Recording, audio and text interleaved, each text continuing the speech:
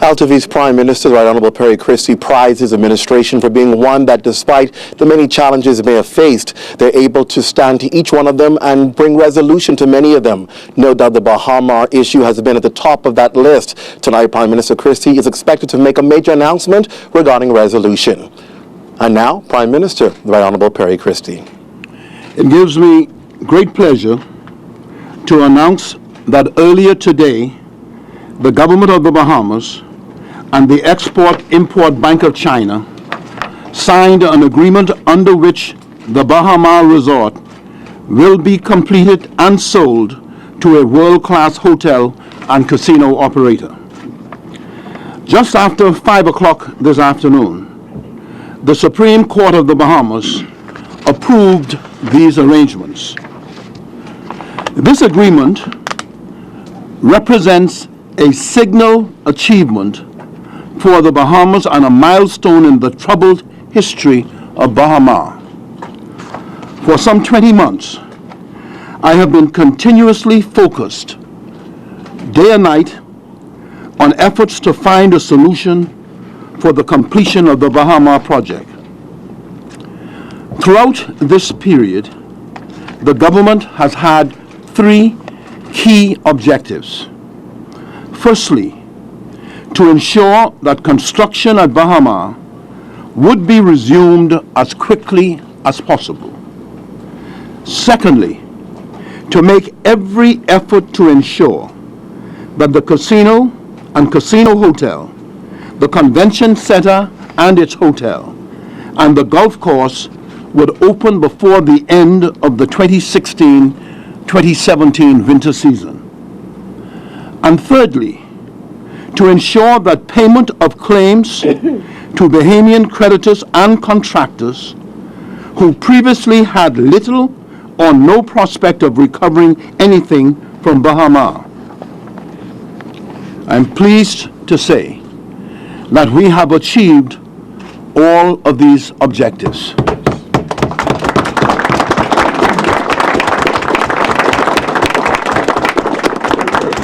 Under the heads of terms signed today by the government and the bank, the remobilization at Bahamar will commence immediately. Construction at the site is expected to resume within a few weeks during the month of September. The bank has committed to fund all remaining construction costs to complete the project. China Construction will finish the works and will resolve outstanding claims with its suppliers and subcontractors. The Bahamar companies owed money to thousands of Bahamian creditors when they filed for Chapter 11 bankruptcy. Under their Chapter 11 efforts, our people had little prospect of being paid anything. Under this agreement made today, funds will be made available to enable them to receive a significant part and possibly all of the value of their claims. Going forward, many of the same people and companies who were previously contracted will be re-engaged to complete the project. The government of the Bahamas and the Bahamian utility companies, such as BPL, will receive payment for some of their outstanding claims against the Bahamar companies. Throughout the negotiations, we have first and foremost been mindful of the impact that this stalled project has had on our people. Everyone involved in the discussions has been committed to this. I'm especially pleased to announce, therefore, that the thousands of former Bahamian employees of Bahamar will receive the following outstanding amounts due to them: unpaid salaries, severance pay, accrued vacation pay, and notice of payments due to termination. Additionally, sums deducted from employees and former employees' salaries and pension contributions will be repaid. Further, Bahamians holding commercial leases and concessions will be permitted to continue to hold them. As it has been done with all major investments, the government will extend appropriate concessions to facilitate the construction and promote the successful future operation of the resort. The completed project will then be resold or be sold to a qualified world-class operator. And we have emphasized that. We have emphasized the need for there to be a world-class qualified operator. My fellow Bahamians, there has been much gossip and speculation and downright false allegations made about the whole history and progress of the Bahamar dispute. In such a sensitive negotiation, the government thought it wise not to offer a running commentary on the discussions, not to say anything that might put the future of the project in jeopardy. It is a shame that others were not so prudent and that so many uninformed views were promoted in the media. The last few weeks have involved a Herculean effort by many. Many people have been involved in this process. This has not been made all the more strenuous, or it has been made all the more strenuous by having to deal with partners in vastly different time zones and often working through translators. I'm enormously grateful and proud of everyone who in these last days did what it took to use the saying, dive across the finish line.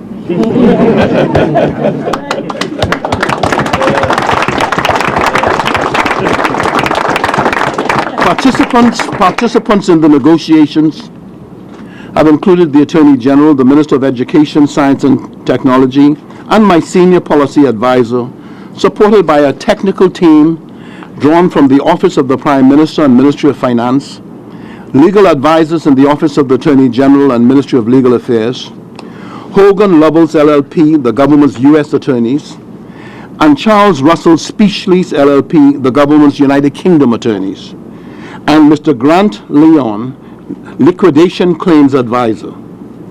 The Chinese ambassador to the Bahamas and the president of the Central Bank of China have also assisted. We are also grateful to the presidents and vice presidents of EXIM, CSEC, and CCA. I know that you will have many questions as to detail of what has been agreed. Over the coming days, the government will make publicly available all of the key items of information so that you can read for yourselves exactly what the facts are. But it's for me to say to you that there's still a raft of paperwork to be completed in order to implement this agreement. The difficulties of a project this size, goes without saying, has hit our economy very hard. But again, it's for me to say that we will recover. Over the coming months, economic opportunities will be felt in more and more homes. The government will redouble its efforts to continue the program of modernization that we began 4 years ago. As for me, my entire public and political life has been dedicated to fighting for Bahamians. I want to give God thanks. I want to give God praise, for He has blessed us with this outcome. This is a good day for the Bahamas, and this is a good day for the Bahamas, and it's a great day for Bahamians. Thank you very much.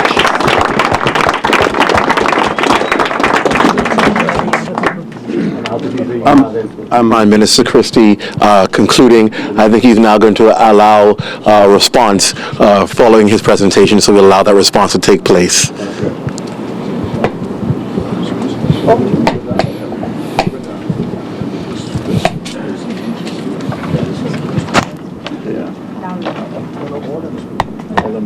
And some seats. So seats? You know, you step in. Tell them who you are. Hi, my name is Denise Abrahamson. I'm a representative of the former Bahamar workers, and I'm truly thankful for the Prime Minister for coming through and seeing this to the end. We also want to thank the Lord because He has answered our prayers. He has seen all of us who have been suffering, and He's come through for us. Thank you, Prime Minister, for your dedication, for you welcoming us and hearing our concerns and our prayers. And your team. Your team has been so professional and so welcoming. And the agencies that were there to assist us, the National Insurance Board and the Social Services Department, a team of professional people who extended themselves above and beyond to assist the team here. I thank you, sir. Thank you for your dedication.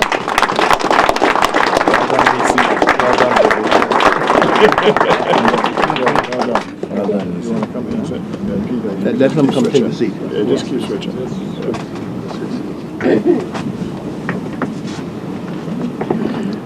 Honorable Prime Minister, good evening. My name is Godfrey Forbes, our immediate past president of the Bahamian Contractors Association, and I must say that this is indeed a good day in the Bahamas, and especially for contractors throughout the length and breadth of this Commonwealth of the Bahamas. When we heard about Bahamar, I know our former Prime Minister, he got a lot of flack about you need to go ahead and make this project happen. It has to go because the economy needs this project. Then it got to the point whereby we got into a major roadblock and everybody was like, wow, what happened here?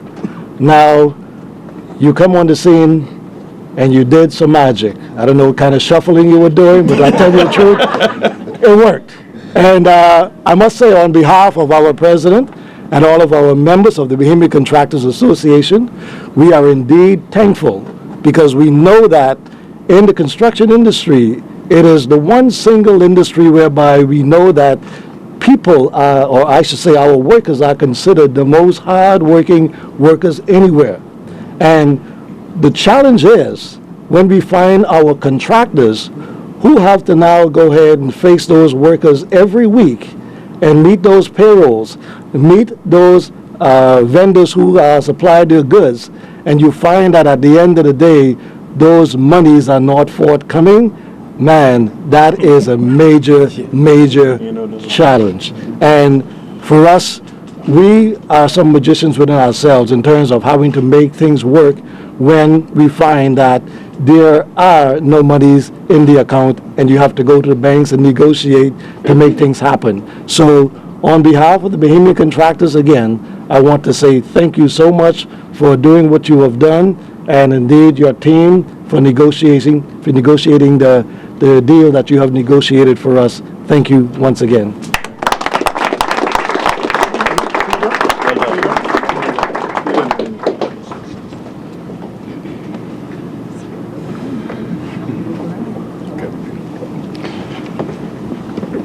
My name is Peter Whitehead. I'm owner of Osprey Construction and Gunite Pools. I do want to say that I don't think that we realize what a monumental day this is. We'll slowly, you'll get the feeling as the days come up.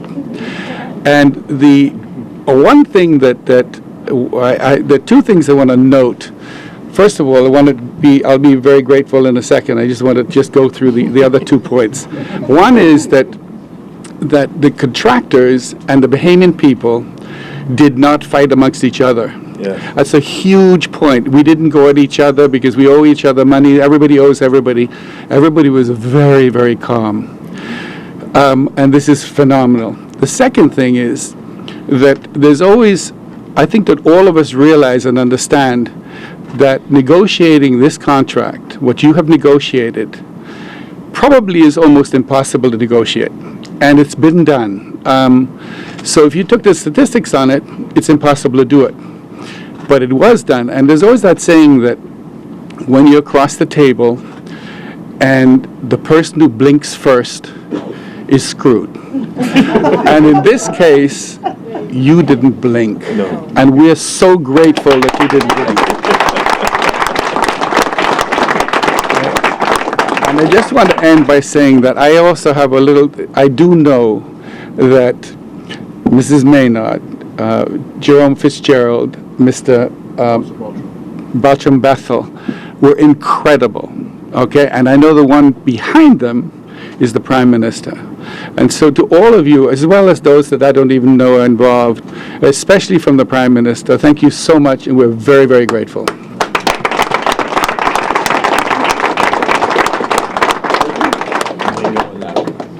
Inga. Ingo? Inga.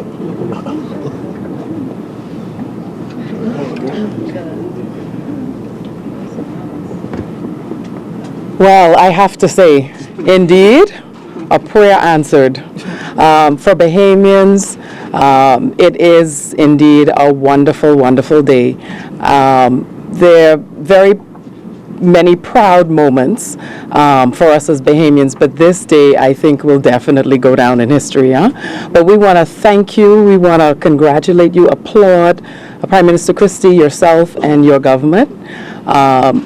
We've been at the table with you as far as the retailers over at Bahamar, the leaseholders.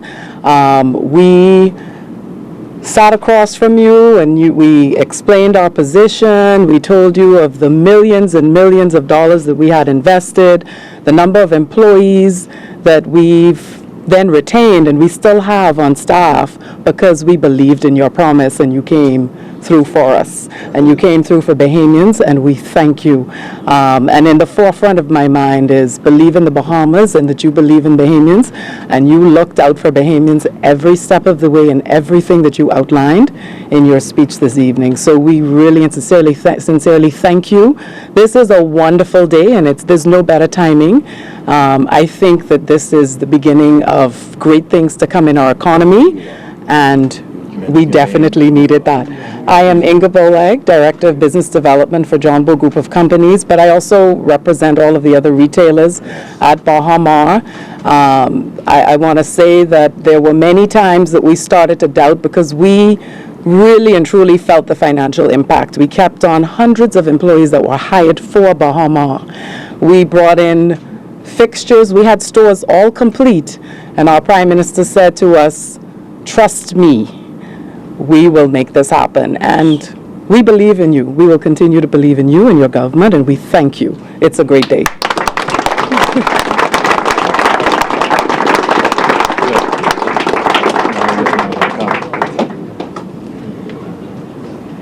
Larry's last one. Okay. Say who you are. Good evening, Mr. Prime Minister, and the rest of the government members.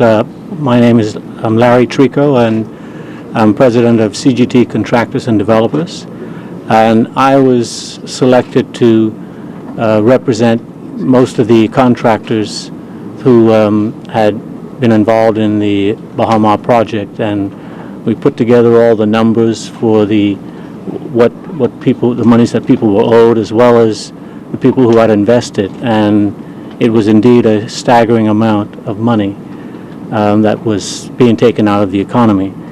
And I remember we first met with we requested a meeting with the Prime Minister and staff over a year ago, and at that time the Prime Minister said that he would try his best to see that we were not thrown under the bus and that we would be paid.